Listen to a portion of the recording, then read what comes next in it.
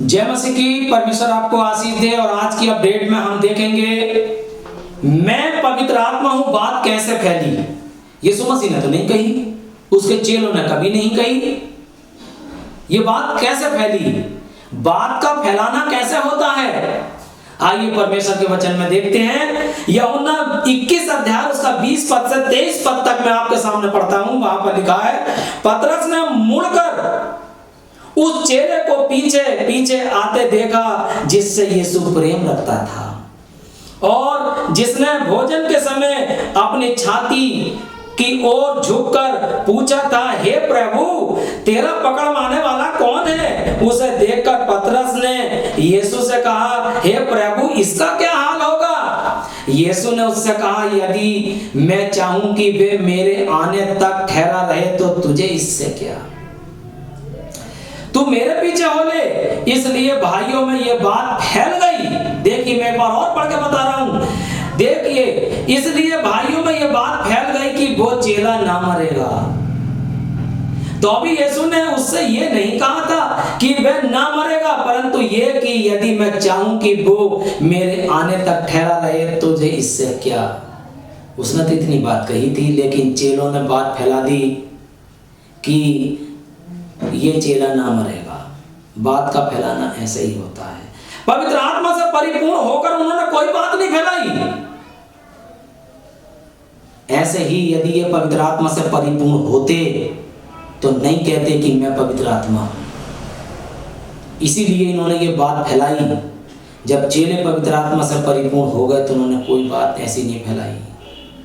उन्होंने कहीं नहीं कहा कि मैं पवित्र आत्मा हूं। इसीलिए ये बात फैलती चली जा रही है, क्योंकि पवित्र आत्मा से परिपूर्ण नहीं है। अपने आप को पवित्र आत्मा कह रहे हैं। पहला यूहन्ना 2 अध्याय का 26 पद कहता है, मैंने ये बातें तुम्हें उनके विषय में लिखी हैं जो तुम्हें भरमाते हैं। वचन में तो ऐसा नहीं पाया जाता। आज भरमाने वालों की भीड़ लगी हुई है। वो उपदेश के झोंके के उछाल में कुछ भी कहते चले जा रहे हैं और लोग उनके पीछे पीछे चलते चले जा रहे हैं, जबकि वचन कुछ और कहता है।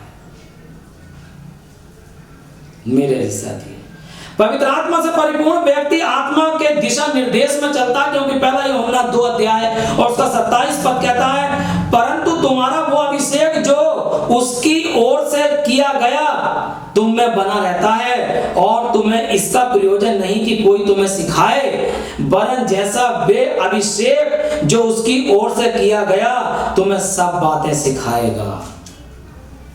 आज हमें पवित्र आत्मा को प्राप्त करने की जरूरत है ताकि वो हमें सिखाए, वो अभिषेक हमारे ऊपर उतरे।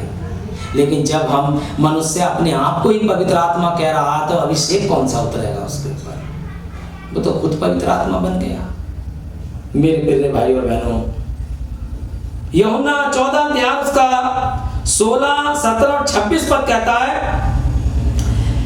मैं पिता से विनती करूंगा और वह तुम्हें एक और सहायक देगा कि वह सर्वदा तुम्हारे साथ रहे, अर्थात सत्य का आत्मा।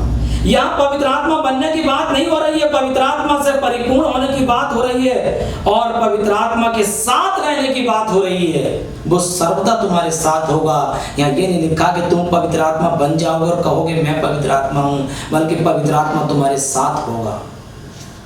मेरे प्रिय भाई बहनों, परंतु सहायक अर्थात पवित्र आत्मा जिसे पिता मेरे नाम से भेजेगा वो तुम्हें सब बातें सिखाएगा, तुम्हें सब बातें सिखाएगा। जब आप पवित्र आत्मा बन गए और कह रहे हैं मैं पवित्र आत्मा हूं, तो सिखाएगा कौन? जरा सोचिए, विचार कीजिए। आप कहां भागे चले जा रहे हैं? किसके उछाल में हैं आप? वचन तो ये कहता है, और जो कुछ मैंने तुमसे कहा है वो सब तुम्हें स्मरण कराएगा। मेरे प्रिय भाइयों और बहनों, इसी तरीके से जैसे वहां चेलों में ये बात फैल गई, आज ये बात फैल गई कि मैं पवित्र आत्मा हूं। जबकि यीशु मसीह ने कहा था कि तुझे इससे क्या, वो मेरे आने तक ठहरा रहे थे। यीशु मसीह ने तो नहीं कहा कि वो चेला नहीं मरेगा, लेकिन पवित्र आत्मा से परिपूर्ण होने के बाद उनके बीच में कोई ऐसी गलत बात नहीं फैली। वो एक दूसरे की सहते थे, यहाँ तक कि उनकी संपत्ति भी एक साथ में थी और कोई उनमें अमीर और गरीब नहीं था। क्यों? क्योंकि वो पवित्र आत्मा से परिपूर्ण थे। वो ये नहीं कह रहे थे कि हम पवित्र आत्मा या मैं पवित्र आत्मा हूँ, मेरे प्रिय। अगले अपडेट में हम सीखेंगे पवित्र आत्मा की पहचान, पवित्र आत्मा की क्या पहचान है। परमेश्वर आपको आशीष दे। धन्यवाद।